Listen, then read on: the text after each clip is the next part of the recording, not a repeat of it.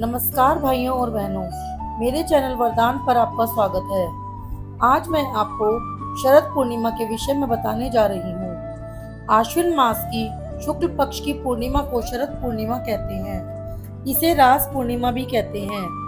ज्योतिष की मान्यता है कि संपूर्ण वर्ष में आश्विन मास की पूर्णिमा का चंद्रमा ही षोडश कलाओं का होता है। कहते हैं कि इस दिन चंद्रमा अमृत की वर्षा करता है। शरद पूर्णिमा के दिन शाम को खीर पूरी बनाकर भगवान को भोग लगाते हैं। भोग लगाकर खीर को छत पर रख देते हैं और रात को भगवान का भजन करते हैं। चांद की रोशनी में सुई पिरोते हैं। अगले दिन खीर का प्रसाद सबको देते हैं। इस दिन प्रातः काल आराध्य देव को सुंदर वस्त्राभूषण से सुशोभित करते हैं। आसन पर विराजमान कर गंध, अक्षत, पुष्प, धूप, दीप, नैवेद्य, तांबूल, सुपारी, दक्षिणा आदि से पूजा करते हैं। पूर्णिमा का व्रत करके कहानी सुनते हैं। कथा सुनते समय एक लोटे में जल, गिलास में गेहूं, दोनों में रोली और चावल रखते हैं। गेहूं के 13 दाने हाथ में लेकर कथा सुनते हैं।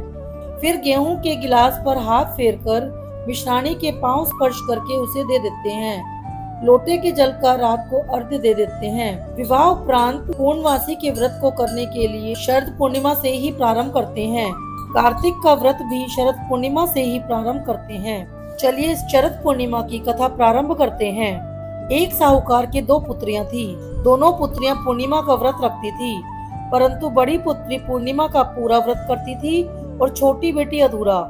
परिणाम यह हुआ कि छोटी पुत्री की संतान पैदा होते ही मर जाती थी। उसने पंडितों से इसका कारण पूछा तो उन्होंने उसे बताया कि तुम पूर्णिमा का अधूरा व्रत करती हो, जिसके कारण तुम्हारी संतान पैदा होते ही मर जाती है। पूर्णिमा का व्रत विधि पूर्वक करने से तुम्हारी संतान जीवित रह सकती है। उसने पंडितों की सलाह पर पूर्णिमा का पूरा व्रत विधि पूर्वक किया। उसकी लड़का हुआ, परंतु शीघ्र ही मर गया। उसने लड़के को पीढ़े पर लिटाकर ऊपर से कपड़ा ढक दिया। फिर बड़ी बहन को बुलाकर लाई और बैठने के लिए वही पीढ़ा दिया। बड़ी बहन जब पीढ़े पर बैठने लगी तो उसका घाघरा बच्चे को छू गया। बच्चा घाघरा छूते ही रोने लगा।